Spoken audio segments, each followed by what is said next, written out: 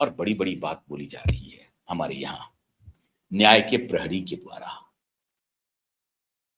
जो सीबीआई कहती है कि दिशा सालियान के केस में रिया चक्रवर्ती को बुलाया जा सकता है, वही सीबीआई 4 महीने के बाद, 3 महीने के बाद, with in 3 month Sushant Singh Rajput का क्लोजर रिपोर्ट फाइल कर देती है और देश में यह कानून नंगा हो जाता है।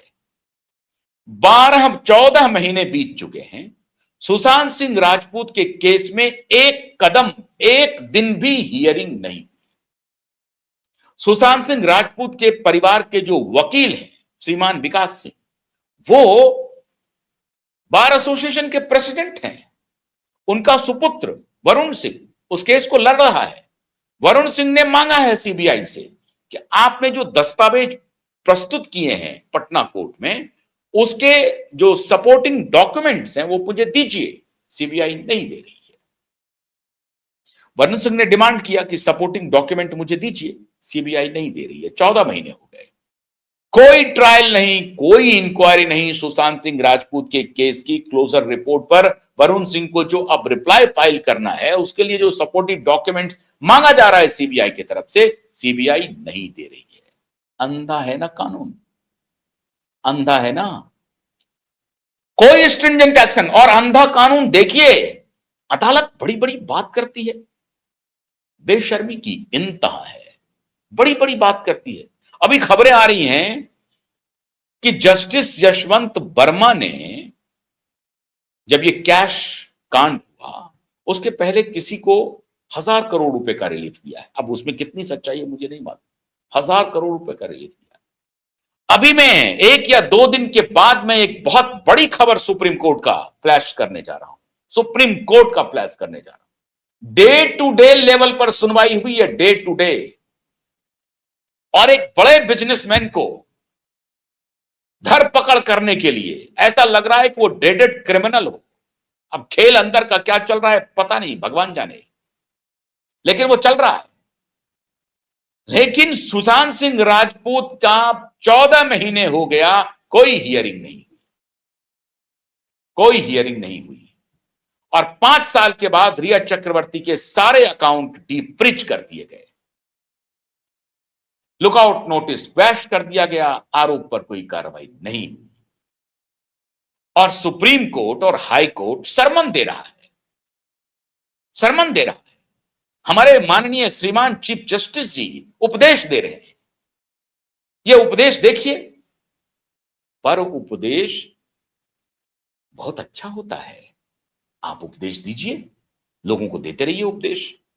लेकिन fact of the matter is, कानून अंधा है और इस कानून को अंधा बनाने में हमारे माननीय जजों ने बड़ी भूमिका निभाई है। और परमवीर सिंह जैसे पुलिस ऑफिसर, सचिन बाजे जैसे पुलिस ऑफिसर, रिया चक्रवर्ती जैसे एक क्रिमिनल माइंडेड लड़की को के साथ मिलकर के पूरे सिस्टम को हाईजैक करके दबोच रहा है, खत्म कर रहा है, पैरों तले रौंद रहा है। और दुनिया मौन है, मौन है पूरी दुनिया, सब मौन। फडणवीस जी मौन, मोदी जी मौन, सारे मौन।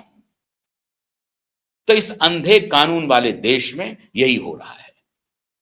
फिर भी पब्लिक के दिमाग में यह बात हर कीमत पर जाती रहेगी।